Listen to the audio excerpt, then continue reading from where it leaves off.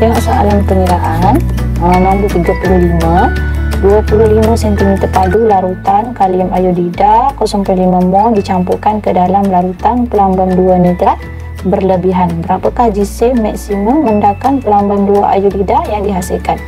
Okey, bila baca soalan jangan pening, jangan panik. Kita highlight dulu benda apa yang dia minta. So sekarang ni dia minta jisim. Dia minta jisim. Jisim siapa?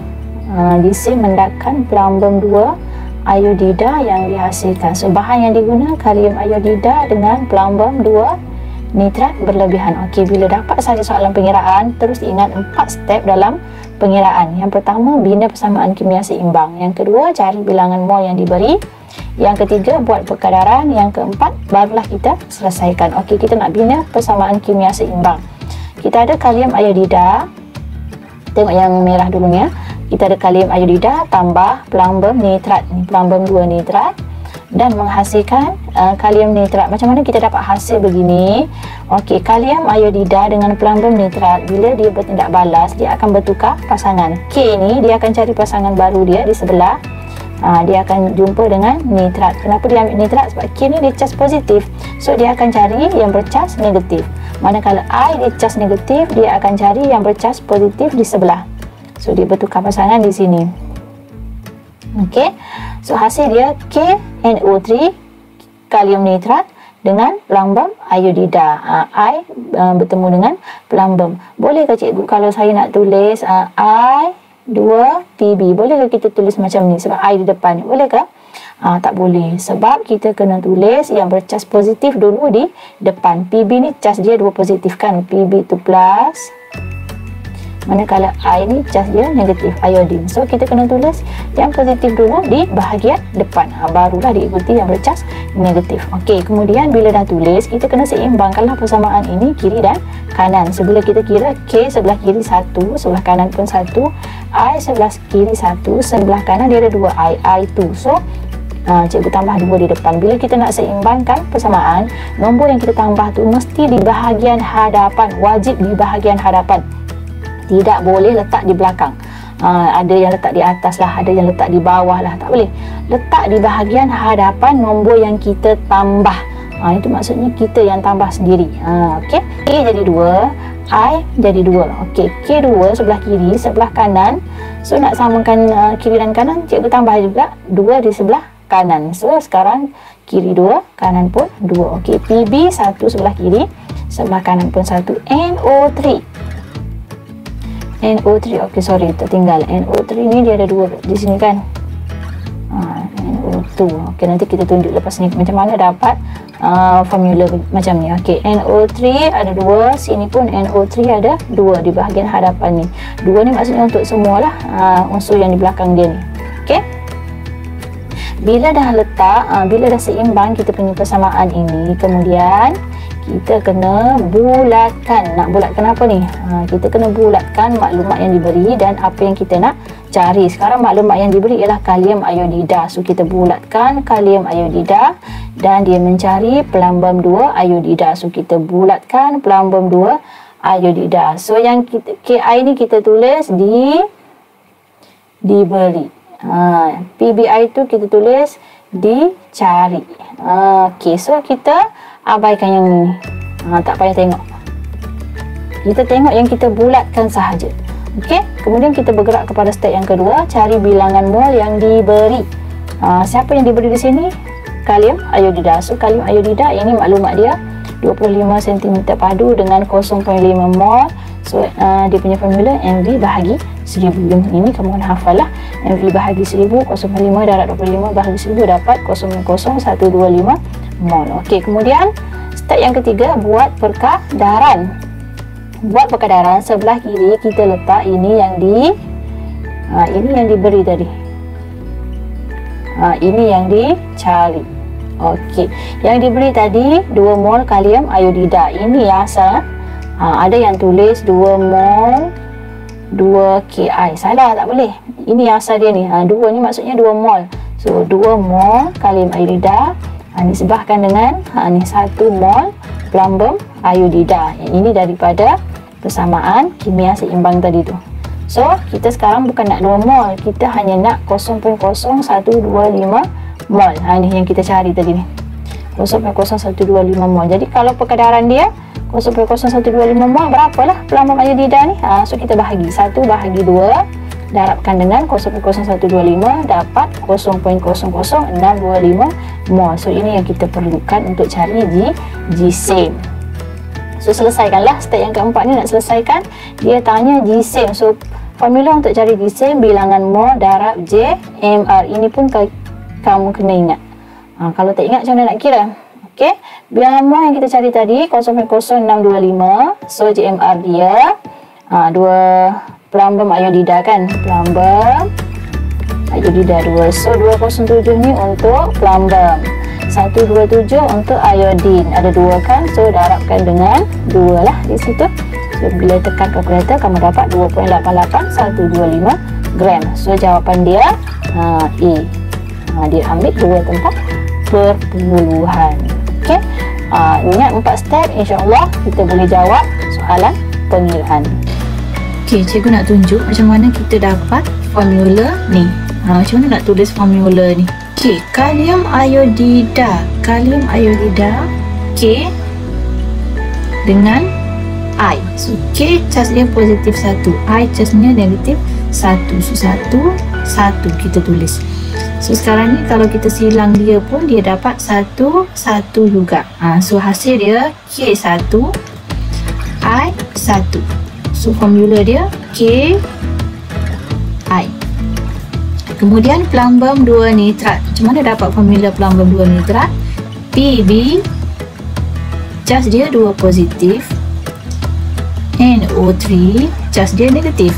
So kita turunkan dia punya charge, ini 2, yang ni 1 kan. Okey, kita silangkan dia akan jadi 1 2. Okey, so hasilnya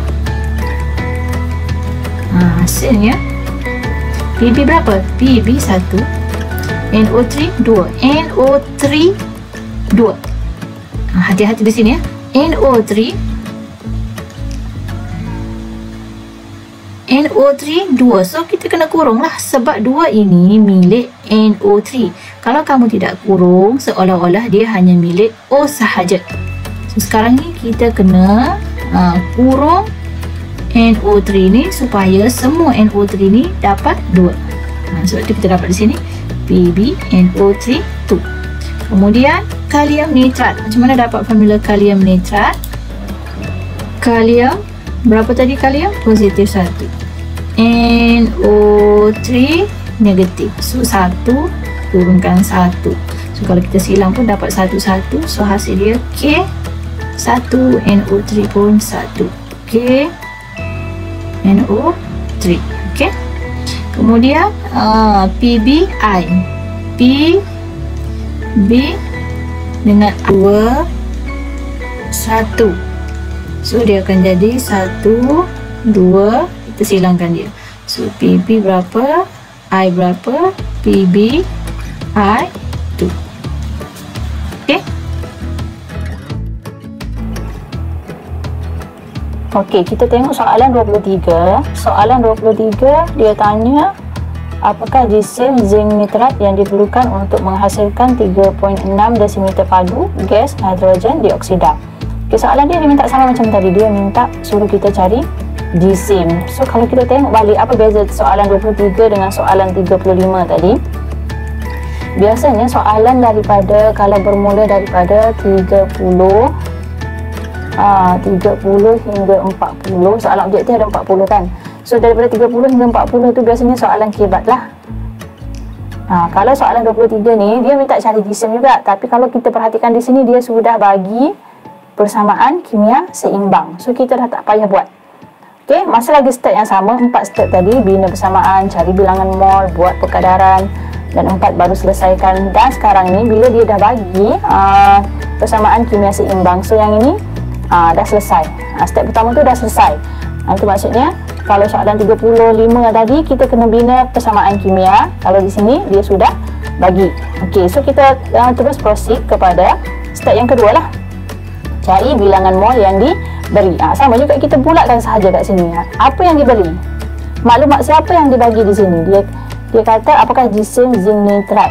Ini zinc nitrat. Pula zinc nitrat. Ini yang dicari, yang kita nak cari. So kita tulis dicari. Okey, diperlukan untuk menghasilkan 3.6 desimeter padu gas nitrogen dioksida ni. Gas nitrogen dioksida ini dia diberi. Ini maklumat yang dia beri. So yang ini kita tak payah tengok. Okey, kita hanya tengok zinc nitrat dengan natrium nitrogen dioksida. Okey. Okey, kemudian kita pergi pada step yang kedua, cari bilangan mol yang diberi tadi. Okey, cikgu dah kira di sini. Bilangan mol NO2. NO2 jangan tulis 4 NO2 pula. Ini kerana kamu tengok sini ada 4. Kamu pun tulis bilangan mol 4 NO2. Jangan. Kita hanya tulis dia punya formula sahaja. Dia punya molekul tu. Bilangan mol NO2 sama dengan dia punya formula isi padu bahagi dengan isi padu molar. So isi padu kita di sini 3.6 bahagi dengan 24 isi padu molar. Yang ini dia sudah bagi dalam soalan ni. Isi padu molar ni dia dah bagi kat sini 24 desimeter padu. So bila kita kira kita dapat 0.15 mol. Okey, kemudian kita pergi pada step yang ketiga. Step ketiga apa dia tadi tu? Buat perkadaran. Buat perkadaran cikgu cakap yang sebelah kiri diberi, sebelah kanan dicari. So yang diberi tadi yang diberi nitrogen dioksida. Berapa nitrogen dioksida ni? Ni 4 mol NO2. Ni sebelah dicari. Siapa yang kita nak cari ni? Ni yang kita nak cari ni berapa mol? Tu nampak tu kat depan dia tu apa? 2 mol zinc nitrat. Okey, ini daripada persamaan kimia seimbang, tapi kita nak guna hanya 0.15 mol. So kita tulis sini 0.15 mol NO2 dia menghasilkan, kita kena kira berapa zinc nitrat. So 2 bahagi 4 darab 0.15. So kita akan dapat 0.075 mol. Okey, itu maksudnya buat perkadaran. So barulah kita pergi pada step yang keempat. Carilah jisim tadi. Apa formula untuk cari jisim? Bilangan mol darab JMR. So kita turun bawah sikit. Bilangan mol kita 0.075 darab JMR bagi siapa ni? Bagi zinc nitrat. So zinc berapa? Ni zinc dibagi ni 65 tambah N darabkan dengan 2 ni. So N tadi berapa? N 14. So 14 darab 2 tambah di sini 16. So 16 darabkan dengan 6. Tekanlah kalkulator kamu. So kita akan dapat 14.175 gram. Okey, so jawapan dia A.